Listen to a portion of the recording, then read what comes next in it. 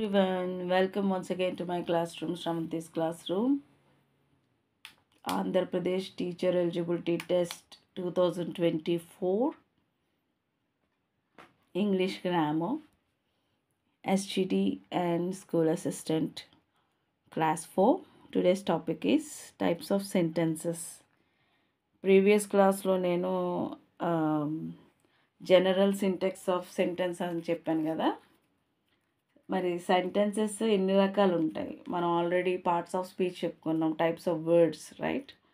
So types of words తర్వాత మనకున్న topic ఏంటి? Types of sentences. ఓకే, ఇవి 4 టైప్స్ ఆఫ్ సెంటెన్సెస్ ఉన్నాయి.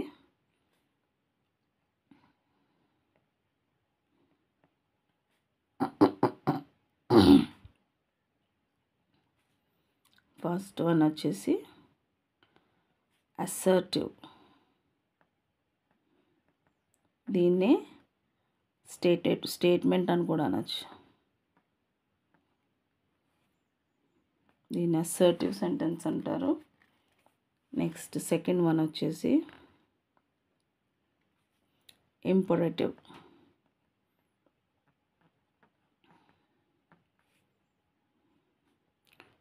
Third one interrogative.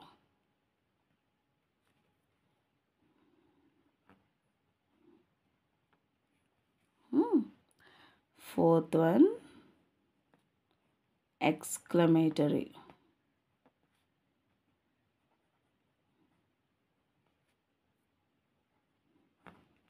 Four types of sentences. First one is assertive లేదా statement అని కూడా అనొచ్చు దీన్ని.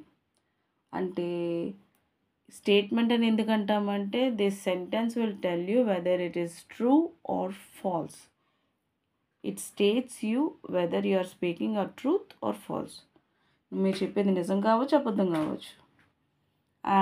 I am a very good girl, అది నిజమో అబద్ధమో, బట్ నేను చెప్పేశాను అంతే. It's a statement.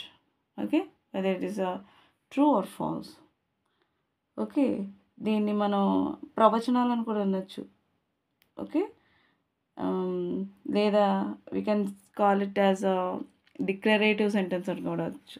Declarative.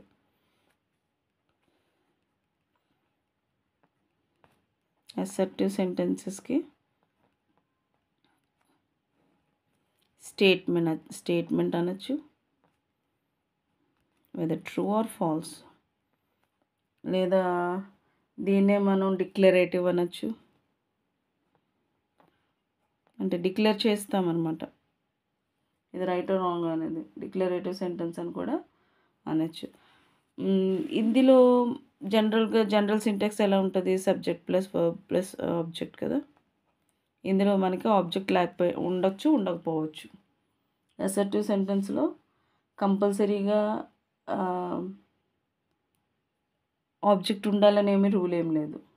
Okay, only సబ్జెక్ట్తో start అవుతుంది, ఫుల్ స్టాప్తో ఎండ్ అయిపోతుంది. For example, I like cricket. I like cricket. ఇక్కడ ఆబ్జెక్ట్ అనేది ఏం లేదు కదా, నాకు ఇష్టం అంతే, నాకు క్రికెట్ అంటే ఇష్టం కదా, ఫుల్ స్టాప్. ఓకే, లేదా ఐ డాన్స్, దట్స్ ఇట్, నేను డాన్స్ చేస్తాను. It is also a sentence. There is subject and there is a verb, but there is no object. I dance every day, I dance on the stage, I dance అని ఏం లేదు, I dance, that's it. ఇది కూడా ఒక assertive sentence. Okay, next వచ్చేసి imperative sentence. Second one వచ్చేసి imperative. Imperative అంటే ఏంటంటే it is generally a request, order, suggestion, command, offer, advice or warning, లేదా ఇన్స్ట్రక్షన్. ఇలాంటి వాటిని అన్నీ ఏంటంటారంటే ఇంపరేటివ్ సెంటెన్స్. అంటే the sentence which includes all these things like request, order, suggestion, command, offered, advice, warning ఇలాంటివన్నీ include అయిన సెంటెన్సెస్ని ఏమంటారంటే imperative sentence. For example, can you please give me a pen, మీ పెన్ నాకు ఇస్తారా ప్లీజ్. ఇందులో ఎక్కువగా ఏంటంటే ప్లీజ్ అనేదాన్ని ఏంటంటే రిక్వెస్ట్గా ఎక్కువగా యూజ్ చేస్తాము. Okay, please take your seat, it's a request. Take your seat, it is an order. Okay, come in, please come in, ఇలాంటివన్నీ యూజ్ చేస్తారు. అలాగే don't waste time, it is a suggestion, time waste చేయకండి. Okay, అలాగే don't move, don't move అనేది it's an order, it's a command. ఇప్పుడు for example దొంగోడు పారిపోతున్నాడు, police వచ్చి ఏం చేస్తాడు, డోంట్ మూవ్ అంటాడు. సో గుర్తుపెట్టుకోండి, ఈ ఇవన్నీ కూడా ఇంపరేటివ్ సెంటెన్సెస్ అనమాట. సో ఇంపరేటివ్ సెంటెన్సెస్లో ఎక్కువగా ఏంటంటే సెంటెన్స్ చివర ఏదర్ ఫుల్ స్టాప్ కానీ సమ్టైమ్స్ ఎక్స్క్లమేటరీ మార్క్ కానీ ఉంటుంది. ఓకేనా. అండ్ ఈ ఫుల్ స్టాప్తో ఎండ్ అవుతుంది, కానీ చాలా తక్కువ సందర్భాల్లో. ఇప్పుడు ఫర్ ఎగ్జాంపుల్ గెట్ అవుట్ అంటాం, గెట్ అవుట్ అన్నప్పుడు ఎక్స్క్లమేటరీ ఉంటుంది. సో అతి తక్కువ సందర్భాల్లో ఎక్స్క్లమేటరీ యూజ్ చేస్తాం, కానీ మోస్ట్లీ ఫుల్ స్టాప్తో ఎండ్ అవుతుంది. అండ్ ఇక్కడ ఎక్కువగా ఏంటంటే సబ్జెక్ట్ అనేది మోస్ట్లీ మిస్ అవుతుంది. అంటే ఇప్పుడు చూడండి, కమ్ ఇన్ అన్నాం, ఇక్కడ సబ్జెక్ట్ లేదు, ఆబ్జెక్ట్ కూడా లేదు. సో ఇట్స్ సింపుల్, ఒక్కొక్కసారి వర్బ్తోనే ఉండొచ్చు. సో దీన్ని ఏమంటారంటే ఎలిప్సిస్ అంటారు. ఈ సందర్భాన్ని ఎలా అంటారంటే ఎలిప్సిస్ అంటారు. Okay, so mostly subject miss అవుతూ ఉంటుంది సెంటెన్సెస్లో. మీకు అర్థమైందా. సో నెక్స్ట్ వచ్చేసి థర్డ్ వన్ వచ్చేసి ఇంటరోగేటివ్. ఇంటరోగేటివ్ సెంటెన్స్ ఇక్కడే ఉంది దీని మీనింగ్. ఇంటరోగేటివ్ అంటే asking questions. Interrogative is nothing but asking questions. ఈ సెంటెన్సెస్ మోస్ట్లీ మనకి క్వశ్చన్ మార్క్తో ఎండ్ అవుతాయి. ఈ ఇంటరోగేటివ్ సెంటెన్సెస్ క్వశ్చన్ మార్క్తో ఎండ్ అవుతాయి. ఇందులో 2 టైప్స్ ఆఫ్ క్వశ్చన్స్ ఉంటాయి. ఒకటి WH క్వశ్చన్స్, ఇంకొకటి ఎస్ ఆర్ నో అనే ఆన్సర్ వచ్చే క్వశ్చన్స్. ఎస్ ఆర్ నో అనే క్వశ్చన్స్. WH క్వశ్చన్స్ అనేసరికి what, why, who, where, which, when, how many, how much,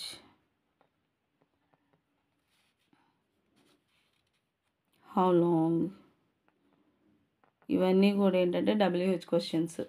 దీనికి ఏంటంటే ఒక సెంటెన్స్ని ఆన్సర్గా చెప్తాం. అంటే like what is your name, లేదా when will you come to my home, and where should I meet you, where can I get that video, లేదా why are you coming there, why are you going there. ఇలాంటి క్వశ్చన్స్కి ఏంటంటే ఏదో ఒక ఇన్ఫర్మేషన్తో కూడిన answer వస్తుంది. ఈ క్వశ్చన్స్ అడిగినప్పుడు ఒక ఇన్ఫర్మేషన్తో కూడిన ఒక ఆన్సర్ వస్తుంది. అండ్ ఆ ఆన్సర్ కూడా ఒక సెంటెన్స్ ఫామ్లో ఉంటుంది. గుర్తుపెట్టుకోండి, ఈ ఆన్సర్ వచ్చేసి ఒక సెంటెన్స్ ఫామ్లో మనకి దొరుకుతుంది అండ్ ఇన్ఫర్మేటివ్గా ఉంటుంది. ఈ answer will always be uninformative. ఇక్కడ ఎస్ ఆర్ నో క్వశ్చన్స్ అంటే ఏంటంటే హెల్పింగ్ వర్బ్తో స్టార్ట్ అవుతుంది ఈ క్వశ్చన్. లైక్ డూ యూ, డూతో, క్యాన్తో, విల్తో. Do you know him, yes or no. అంటే ఇన్ఫర్మేటివ్గా కూడా నువ్వు ఆన్సర్ ఇవ్వచ్చు, కానీ మోస్ట్లీ దీని answer yes or no. Okay, can you come to my home, no I can't. Okay, will you go there, no. అలాగే ఆర్, వుడ్, ఇలాంటి helping వర్బ్స్తో కనుక ఒక సెంటెన్స్, ఒక క్వశ్చన్ కనుక స్టార్ట్ అయితే కనుక ఇవి ఎస్ ఆర్ నో అనే ఆన్సర్స్ ఈ క్వశ్చన్స్కి వస్తాయి. గుర్తుపెట్టుకోండి. ఈ సెంటెన్సెస్కి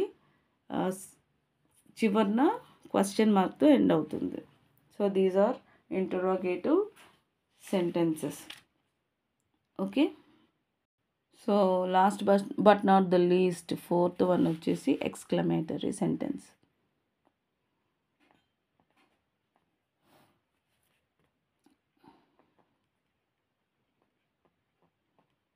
Exclamatory sentence is nothing but a sudden feeling of expression. Sudden feeling or expression. ఎలాంటి sudden feeling? Maybe that was a Joy కావచ్చు, సారో కావచ్చు, హ్యాపీనెస్ కావచ్చు, ఓకే, లేదా వండర్ కావచ్చు, లేదా షాక్ అవ్వచ్చు. ఇవన్నీ కూడా సడన్ ఫీలింగ్ ఆర్ ఎక్స్ప్రెషన్స్. లేదా చూస్తారు కదా మీరు వీడియోలో, మీరు ఇదేంటో తెలిస్తే మీరు షాక్ అవుతారని, అలాంటి షాక్. నెక్స్ట్ సర్ప్రైజ్ కావచ్చు. ఇవన్నీ కూడా sudden feeling or expressions. Okay. ఇప్పుడు for example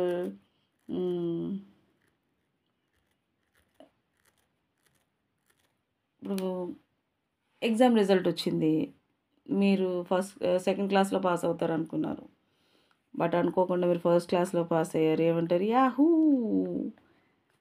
okay, yahoo, I got the first class. లేదా మీరు పాస్ అవుతారు అనుకున్నారు, ఫెయిల్ అయిపోయారు, alas. Okay, alas my exam. అయితే ఈ యాహూ, అలాస్ ఇలాంటివన్నీ ఏంటంటే, మీరు గుర్తుందా, పార్ట్స్ ఆఫ్ స్పీచ్లో ఇంటర్జెక్షన్ అంటారు. కానీ ఈ వర్డ్ పక్కన కనుక సెంటెన్స్ రాస్తే ఎక్స్క్లమేటరీ సెంటెన్స్ అవుతుంది. Yahoo, I got first class. ఇది ఎక్స్క్లమేటరీ, బట్ ఈ వర్డ్ వచ్చేసి తెలుసు కదా, ఇంపరేటివ్, సారీ, ఇంటర్జెక్షన్ అవుతుంది. ఓకేనా. నెక్స్ట్ అలాస్, షీ డైడ్, అయ్యో ఆవిడ చనిపోయింది. సో ఈ ఇంటర్జెక్షన్ వర్డ్స్ పక్కన ఎక్స్క్లమేటరీ కంపల్సరీ ఉంటుందన్నమాట. బట్ ఈ సెంటెన్స్ ఒక్కొక్కసారి ఫుల్ స్టాప్తో ఎండ్ అవ్వచ్చు, లేదు ఎక్స్క్లమేటరీతో కూడా ఎండ్ అవ్వచ్చు. Like wow, what a beauty. ఇది ఎక్స్క్లైమ్ చేస్తుంది, ఇది కూడా ఎక్స్క్లైమ్ చేస్తుంది, కాబట్టి ఇక్కడ కూడా ఎక్స్క్లమేటరీ మార్క్ ఉంటుంది. అర్థమైందా? సో ఇది ఎక్స్క్లమేటరీ సెంటెన్స్. ఇందులో కొన్ని ఎగ్జాంపుల్స్ ఏంటంటే hurrah, okay, like oh God, అయ్యో దేవుడా అంటాం కదా. Next what what a shot, ఏం కుట్టడ్రా 6 అంటాం కదా అట్లా. Next oh shit. షిట్ అనే వర్డ్ యూజ్ చేయడం కరెక్ట్ కాదు. ఓకే, బట్ చాలా సందర్భాల్లో మనం యూజ్ చేస్తాం. మనం అనుకోకుండా అన్ఎక్స్పెక్టెడ్ థింగ్, అన్వాంటెడ్ థింగ్ ఏమైనా జరిగినప్పుడు ఓ షిట్ అని అంటాం కదా. నెక్స్ట్ డామ్ ఇట్ అని, ఇలాంటి యాక్చువల్లీ ఈ వర్డ్స్ మనం యూజ్ చేయకూడదు. These are inappropriate words, but still మీకు ఎగ్జాంపుల్గా చెప్పడం కోసం చెప్తున్నాం అంతే. What an idea, what an idea సర్జీ అంటాం కదా. సో ఇలాంటివన్నీ కూడా ఏంటంటే ఎక్స్క్లమేటరీ సెంటెన్సెస్ ఇలాంటి వర్డ్స్తో స్టార్ట్ అవుతాయి. దీన్ని మనం ఇంకా కంటిన్యూ చేయొచ్చు, దీనికి మనం ఆ సెంటెన్సెస్ని కూడా యాడ్ చేయొచ్చు. సో ఇవి ఈ 4 టైప్స్ ఆఫ్ సెంటెన్సెస్. ఏంటవి? ఫస్ట్ది assertive sentence, it's a clear statement whether it is true or false. Second one వచ్చేసి ఇంపరేటివ్, అంటే లైక్ రిక్వెస్ట్ కానీ, సజెషన్ కానీ, కమాండ్, ఆర్డర్, అడ్వైజ్, ఇలాంటి అన్నిటిని కలిపి చెప్పే సెంటెన్సెస్ని ఏమంటారంటే ఇంపరేటివ్ అంటారు. And interrogative is nothing but asking questions. అందులో మళ్ళీ 2 టైప్స్ క్వశ్చన్స్ ఉంటాయి. ఒకటి ఇన్ఫర్మేటివ్గా ఆన్సర్స్ వచ్చే క్వశ్చన్స్, వాటిని WH క్వశ్చన్స్ అంటారు. అలాగే హెల్పింగ్ వర్బ్స్తో స్టార్ట్ అయ్యే క్వశ్చన్స్, వీటి ఆన్సర్స్ మోస్ట్లీ ఎస్ ఆర్ నోలోనే ఉంటాయి. And fourth one is exclamatory sentence. Exclamatory sentence is nothing but the sentence which expresses sudden feeling or expression like joy, sorrow, happiness, wonder, shock, surprise, ఇలాంటి ఎక్స్ప్రెషన్స్ని ఇచ్చే సెంటెన్సెస్ని exclamatory sentences అంటారు. ఓకేనా? Mostly మీరు దీన్ని practice చేయడానికి try చేయండి. Okay, I hope you like the video. If you like it just share, like and subscribe. మీరు like చేస్తే ఈ వీడియో ఇంకొంతమందికి సజెస్ట్ అవుతుంది. సో లైక్ చేయడం మర్చిపోకండి. షేర్ చేయండి మీ ఫ్రెండ్స్కి. సబ్స్క్రైబ్ చేసుకోకపోతే సబ్స్క్రైబ్ కూడా చేసుకోండి. ఓకేనా? నా వాట్సాప్ ఛానల్కి మీరు కనెక్ట్ అవ్వండి. నేను కొత్తగా స్టార్ట్ చేశాను వాట్సాప్ ఛానల్. అందులో కొత్త కొత్త జాబ్ నోటిఫికేషన్స్ ఏమైనా వచ్చినప్పుడు అప్లోడ్ చేయడానికి ట్రై చేస్తాను. And one more suggestion, take it as a suggestion. Government job సంపాదించాలనుకోవడంలో తప్పులేదు, కానీ గుర్తుపెట్టుకోండి, గవర్నమెంట్ జాబ్స్ అనేవి చాలా లిమిటెడ్గా ఉంటాయి. చాలా చాలా లిమిటెడ్గా ఉంటాయి. ఈ కాలంలో జాబ్స్ అనేవి పెద్ద నాకు తెలిసి అంత కష్టం కాదని అనుకుంటున్నాను. ఎంతసేపు ఏదో గవర్నమెంట్ జాబ్ అని లేకపోతే మన చుట్టూరు గీత గీసుకొని కూర్చోవడం అనేది కరెక్ట్ కాదు. సో చాలా జాబ్ నోటిఫికేషన్స్ వస్తున్నాయి. వర్క్ ఫ్రమ్ హోమ్ కొత్త కొత్త జాబ్స్ వస్తున్నాయి, కొత్త కొత్త ఆపర్చునిటీస్ వస్తున్నాయి. అండ్ ఆ జాబ్స్ కోసం మనం రెడీ చేయడానికి ఆన్లైన్లోనే కోచింగ్ ఇచ్చే యాప్స్ వస్తున్నాయి. సో కొత్త వేస్ వెతకండి. ఏదో ఒక జాబ్కి స్టిక్ అయిపోయి చాలిన బ్రతుకులు బ్రతకడం అనేది కరెక్ట్ కాదు. ఒక 2, 3 వేస్ని పట్టుకొని దాన్ని ఫాలో అవ్వడానికి ట్రై చేయండి. So many notifications are coming there. చాలా companies work from home provide చేస్తున్నాయి. పార్ట్ టైం జాబ్స్ ఉన్నాయి, ఫ్రీలాన్సింగ్ జాబ్స్ ఉన్నాయి. మీలో ఏదో ఒక హిడెన్ టాలెంట్ అనేది ఉంటుంది. దాన్ని మీరు క్యాచ్ చేసి దాని ద్వారా మీరు ఒక వర్క్ని సంపాదించడం మంచిదని నా suggestion. It's just a suggestion. Okay, మీకు నచ్చితే తీసుకోండి. Thank you. All the best.